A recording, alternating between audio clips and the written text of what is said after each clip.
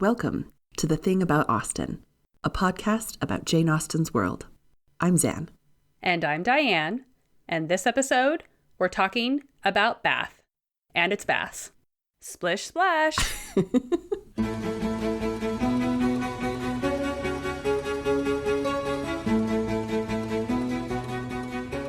This episode, we are headed to Bath with Anne Elliot via the novel Persuasion. At this point in the novel, Anne has settled into Bath, and while her father and sister are busy trying to be besties with Lady Dalrymple, Anne is renewing a connection with her school friend, Mrs. Smith. Mrs. Smith is a widow living in reduced circumstances after the death of her husband. She has come specifically to Bath for the waters as a treatment for rheumatic fever. So we get a little bit of a description of kind of her situation. Mrs. Smith had come to Bath on that account and was now in lodgings near the hot baths, living in a very humble way, unable even to afford herself the comfort of a servant, and of course, almost excluded from society. Her accommodations were limited to a noisy parlor and a dark bedroom behind, with no possibility of moving from one to the other without assistance, which there was only one servant in the house to afford, and she never quitted the house but to be conveyed into the warm bath. Bath as a city and destination was really second only to London for perpetual society and activity during the Georgian era. And it is a city that Austen visited and also embedded into her works. It's essential to the movements and interactions of many of her characters. And as a result, Bath as a topic is far too big to address in just a single episode. Mm-hmm. Yeah. It's also one of our most frequently requested. So this is just the first episode in a series that we will continue to develop in relation to Bath. So if you're wondering why we're not digging into Austen's own biographical time in Bath or talking about the pump room in detail, some of those things, it's definitely coming. Right. And we have chosen as our first narrow topic to discuss a bit of the history of Bath as a city, as well as the eponymous baths that are really the city's initial raison d'etre. These are the baths that drew Mrs. Smith and others from around England and Europe. Bath's origins as a city in some ways center on the story of the legendary Bladud, king of the Britons, who supposedly ruled around 500 BCE. Before his reign, he had contracted leprosy and was forced into a form of exile. He became a swineherd and came across a warm, muddy puddle that the pigs enjoyed and seemingly cured them of their own skin conditions. He decided to try it for himself and had his first mud bath treatment, and it cured his leprosy. He then returned to become king and vaunt the powers of the Bath waters. This legend is still visibly celebrated in Bath, thanks in part to the architect John Wood, whose work and influence is still visible all over Bath, since he's one of the central architects of Bath's 18th century Renaissance. Wood incorporated several visible references to Bladud in his buildings.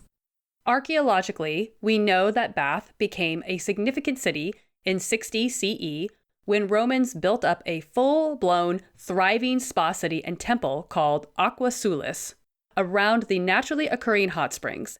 They created the main bath that we think of today by driving oak piles into the mud to create a foundation, building up a stone structure around the springs, then lining the stone chamber with lead.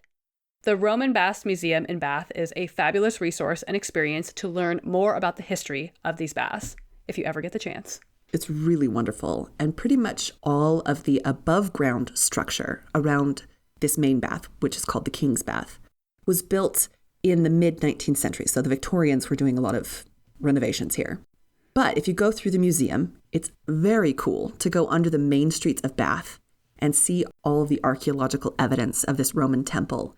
And they continue to make discoveries about this site on a regular basis. They, within the past 10 years, found a whole hoard of Roman coins. It's very exciting.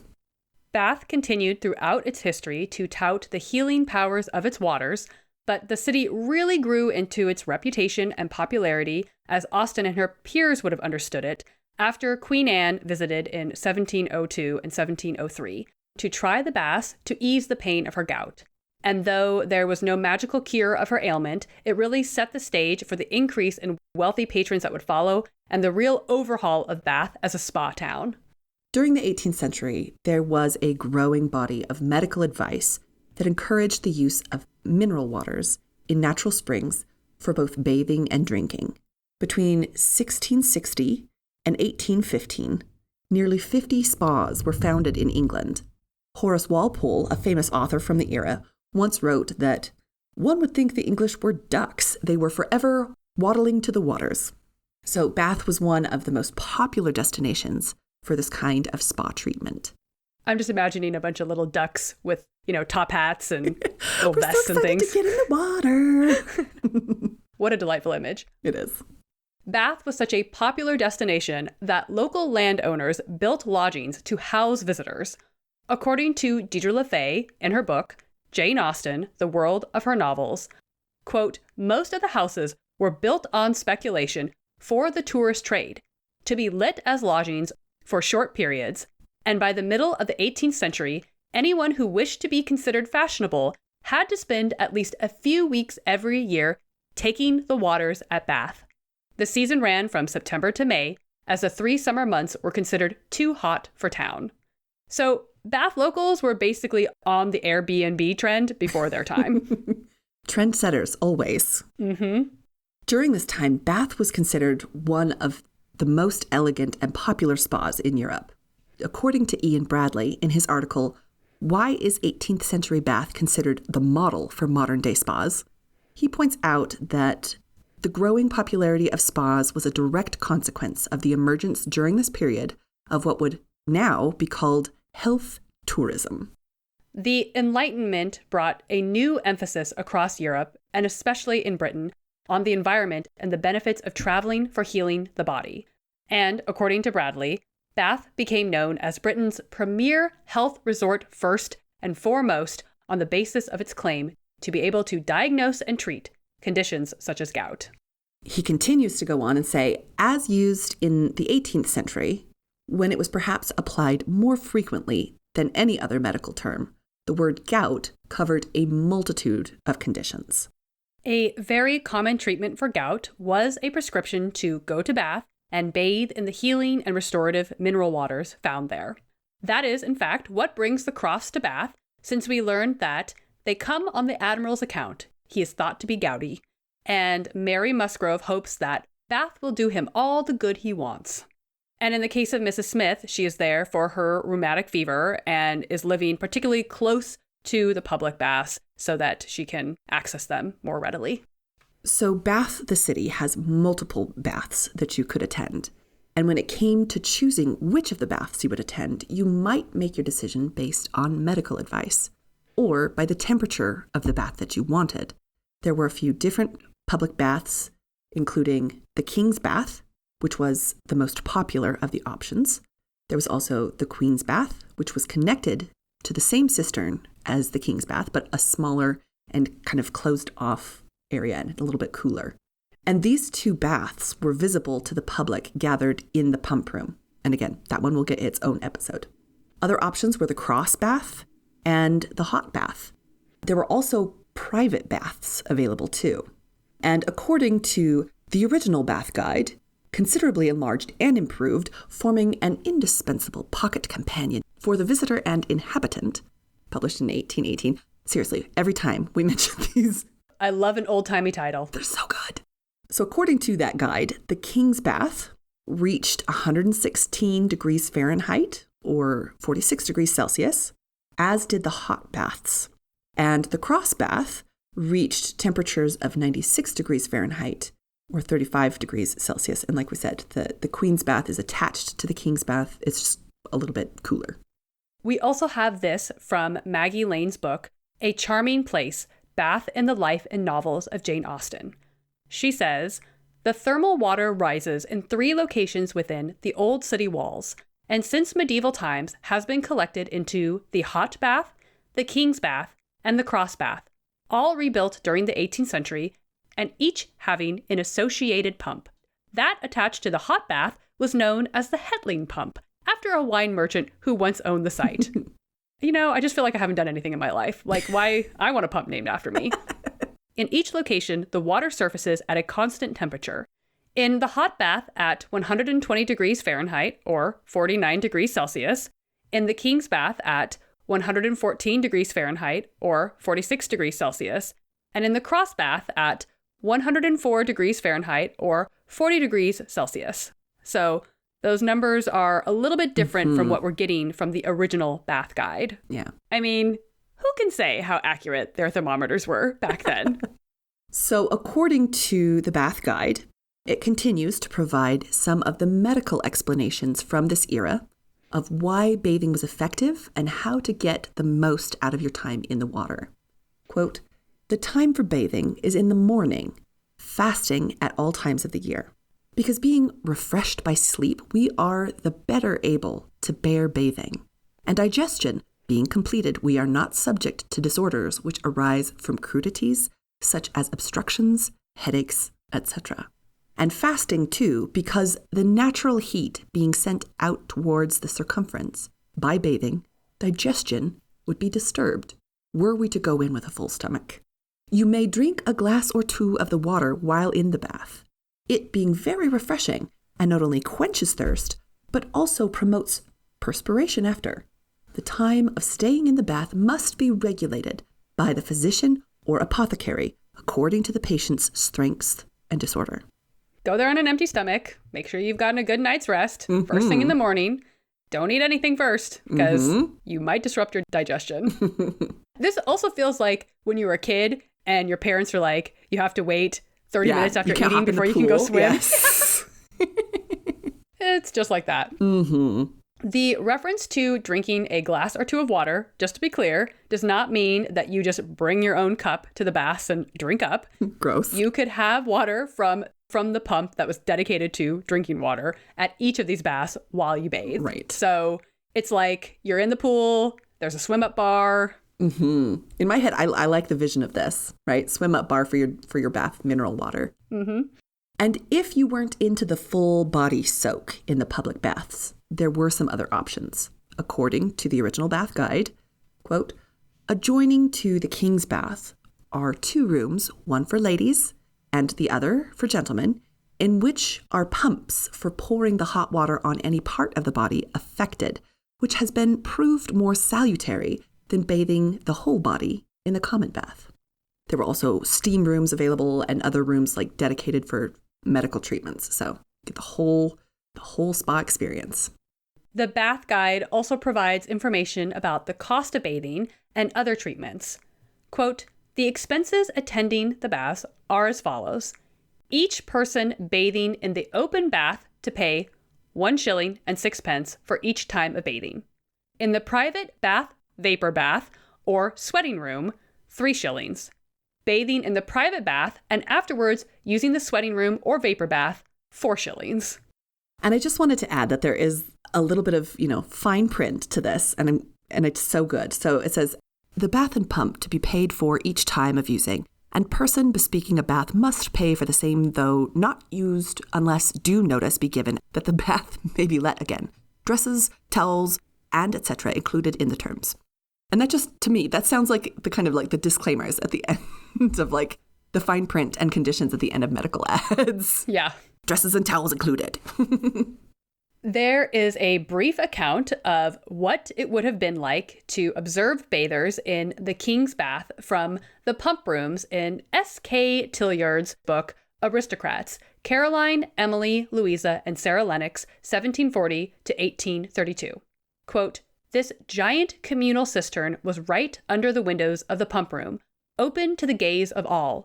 Patients sat in the bath with hot water right up to their necks. Men were enveloped in brown linen suits. Women wore petticoats and jackets of the same material. They sat side by side in a hot, faintly sulphurous mist." That sounds so fun. Who wouldn't love that?